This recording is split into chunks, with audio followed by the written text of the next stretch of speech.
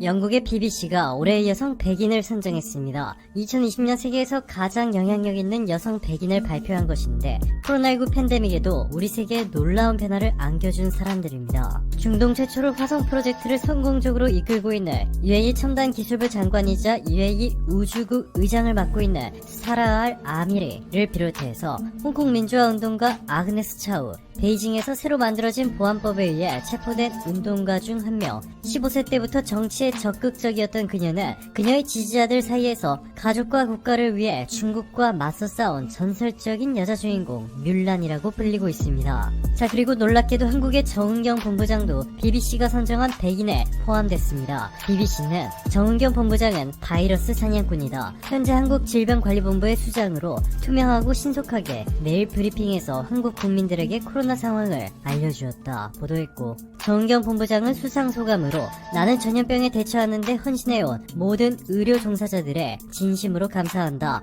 라며 모든 공을 의료진들에게 돌리는 겸손함까지 보여주었습니다. 이렇게 놀라운 소식이 끊이지 않고 있는 한국과는 달리 일본에는 위기가 찾아왔습니다. 조만간 일본이 도쿄올림픽 공식 취소를 발표할 수 있다는 주장이 나왔습니다. 일본 주간화사에 있는 국제올림픽위원회 IOC가 이미 일본 정부와 대회조직위원회에 올림픽 개최는 더 이상 어렵다 라는 뜻을 전달했다는 정보를 복수의 관계자로부터 입수했다. 남은 건 일본 측이 이를 받아들일지 여부다. 일본 정부 발표는 내년 1월쯤이 될 것 같다. 올림픽을 준비하고 있는 선수들의 입장을 고려할 때 그쯤이 데드라인이다 보도했습니다. 도쿄올림픽 개최를 위해 예상 규모보다 무려 5배가 넘는 30조 원을 투입해 도쿄 전역에 경기장과 인프라를 건설하고 올림픽 준비위원회를 구성하고 직원들을 고용해 도쿄올림픽을 준비했고, 2021년으로 연기되면서 추가로 3조 원을 투입하며 기다렸지만 결국 올림픽에 완전히 취소되려 하고 있습니다. IOC가 더 이상의 연기는 허용하지 않겠다고 선언한 만큼 이제 다음 올림픽은 2022 베이징에서 치러질 예정입니다. 자, 그런데 이 정도는 앞으로 일본이 직면할 현실에 비하면 아무것도 아니었습니다. 일본의 진짜 위기는 따로 있었습니다. 니온 게이자이 신문은 일본 IT 조사업체 포멀하우트 테크노솔루션스가 이번에 출시된 아이폰 12를 분석한 결과 원가는 373달러인데 이 중에서 27.3%가 한국산이었다. 미국산은 25.6%, 일본산은 고작 13.2%에 불과했다 보도했습니다. 아이폰의 한국산 부품 비중이 이렇게 높아진 것은 애플이 12 시리즈 전 기종의 LCD 대신 OLED 패널을 전면적으로 택했는데 스마트폰 OLED 분야에서 세계 최강인 삼성 디스플레이가 특수를 누리게 됐습니다. 이 때문에 그동안 아이폰에 디스플레이를 공급하며 겨우겨우 버텨왔던 일본의 마지막 디스플레이 업체 재팬 디스플레이가 사상 최대의 위기에 직면해 있습니다. 아이폰 12 시리즈에 단 한 장의 디스플레이 패널을 팔지 못하게 되면서 일본 언론들이 난리가 났는데요. 니케이는 OLED는 원래 일본의 소니나 파이오니아가 먼저 개발을 시작했다. 그런데 한국과 투자 경쟁에서 밀리면서 지금은 한국 브랜드의 동무대가 펼쳐지고 있다 전했습니다.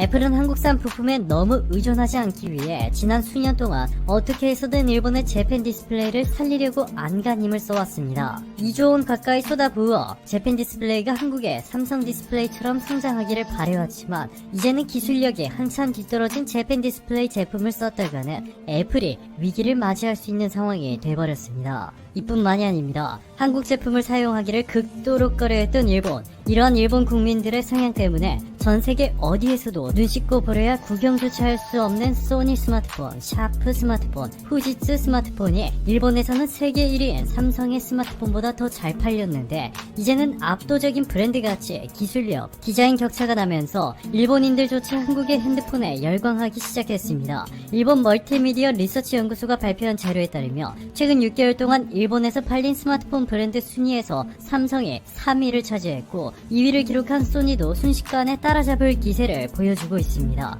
일본 정부는 그동안 한국 스마트폰을 심하게 차별해왔습니다. NTT 도코모는 아이폰의 보조금 72만원, 소니 엑스페리아에 52만원을 지급한 반면 삼성에는 고작 17만원의 보조금을 지급하며 미국과 일본 제품을 구매하도록 유도해왔는데, 이제는 너무나도 벌어져버린 디자인과 기술 격차로 이러한 일본의 꼼수도 통하지 않게 된 것이죠. 한국의 독주는 여기서 멈추지 않습니다. 일본의 마지막 희망이라고도 볼 수 있는 자동차 산업마저 한국 때문에 크게 흔들리기 시작했습니다. 미국의 오토블로그는 기아차의 K5는 경쟁 모델인 혼다 어코드와 토요타 캠리보다 완성도가 높다. 이 차를 디자인한 사람은 월급을 더 많이 받아야 한다 라며 일본 차보다 월등하다고 평가했고, 미국 자동차 전문지 카앤드라이버는 한국의 K5가 중형 세단의 스타일 기준을 높였다. 흥미로운 LED 헤드램프와 특별한 질감의 그릴이 이목을 끈다 보도했습니다. G80에 대한 극찬은 하늘 높이 치솟고 있습니다. 카앤드라이브는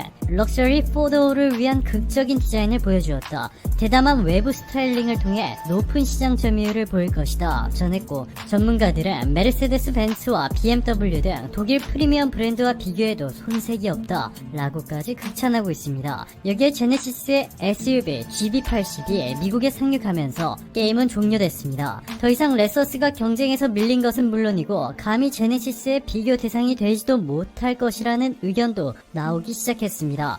미국의 자동차 전문지 카앤드라이브는 GB80의 실내 소음을 측정해보니 메르세데스 마이바흐 S560보다 겨우 1dB이 더 크다. 제네시스 GB80은 최고급 리무진 마이바흐급 정숙성을 보유했다 전했고, 비즈니스 인사이드도 폭발적인 가속력을 낼 때를 제외하면 엔진의 존재를 알아차리기 어려울 정도로 소음이 없는 차다 극찬했습니다. 이에 현재 GB80을 구매하기 위해 2만 명의 줄을 섰다는 소식까지 전해졌습니다. 토요타의 주력 모델인 캠리는 기아의 K5 때문에, 프리미엄 브랜드 렉서스는 현대의 제네시스 때문에 해마다 천문학적인 돈을 쓸어 담았던 미국에서 한순간에 몰락할 수 있는 위기에 직면했습니다. 구독자 116만 명을 확보한 The Straight Pipes가 공개한 GB80 리뷰 영상에는 1600개가 넘는 댓글이 달렸고, 미국 네티즌들의 반응은 상상을 초월했습니다. 나는 SUV를 싫어하는데 이 차는 심각하게 살까 고민 중이다. 현대와 기아가 계속해서 우리를 놀라게 하고 있다.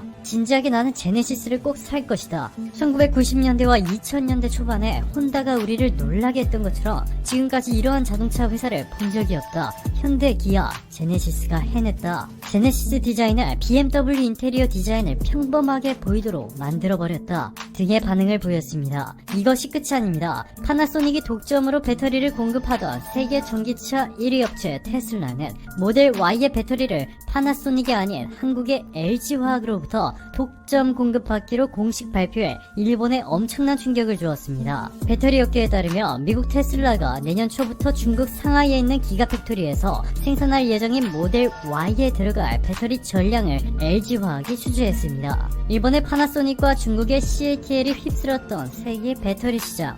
지난해 말까지만 해도 파나소닉이 1위, CATL이 2위, BYD가 3위, LG화학은 한참 뒤처진 4위였지만 올해 이들은 모두 제치고 당당하게 세계 1위에 등극했습니다.